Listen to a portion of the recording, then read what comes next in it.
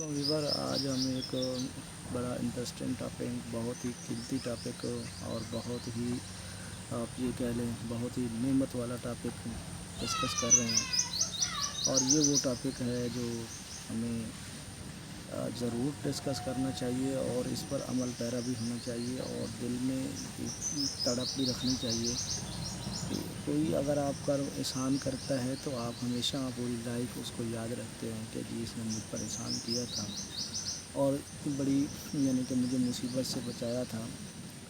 तो ये एक छोटा सा कीमती यानी कि एहसान होता है जो आप सारी ज़िंदगी नहीं भूलते, लेकिन हम बहुत बड़े एहसान को भूल जाते हैं, बहुत बड़ी नेमत को भूल जाते हैं, बहुत बड़े आप ये कह लें बहुत बड़े इनकलाब को भूल जाते हैं।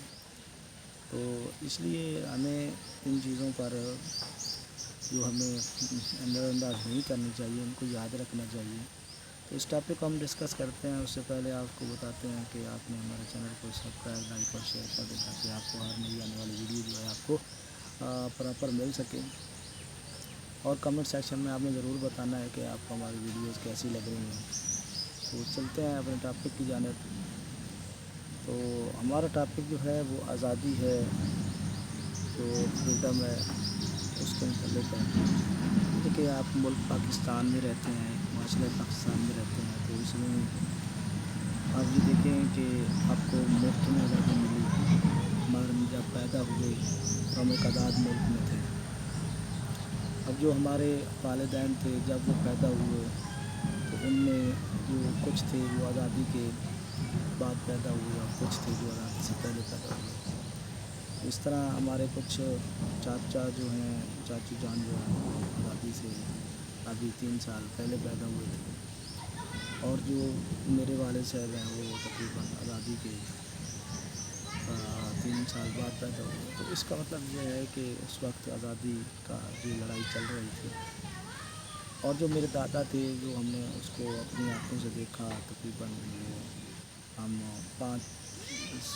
तकरीबन 5वीं या 6ठी जमात में थे तो जब वो इस दुनिया से चले गए हैं, अल्लाह उनको जन्नत दे। वो सुनाते थे कि क्या क्या कुर्बानियाँ उस वक्त हमने दी और मुसलमानों ने दी और जो कि हिंदुओं ने और इंडिया वालों ने जो उनके साथ किया।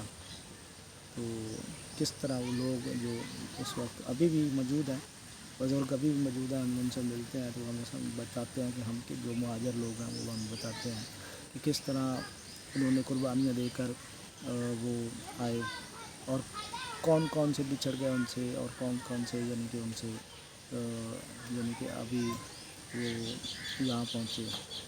तो ये सब चीज़ें मैं इस वीडियो में आपको डिस्कस करता हूँ। तो वहाँ से जो लोग आए थे उनकी किसी की बहन बिछड़ गई थी, किसी का बाप बिछड़ गया था, किसी का रास्ते में फौत हो गए थे और किसी के बच्चे गुम हो गए थे।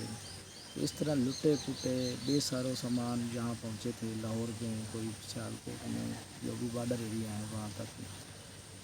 तो अमृतसर से 3 ट्रेनें आई थी। अमृतसर से लाहौर एक ट्रेन चलती थी जो कि वहाँ पर बड़ा खुशी का समा था कि जी अमृतसर से हम लाहौर जा रहे हैं, आज़ादी हो लेकर हम इधर आ रहे हैं।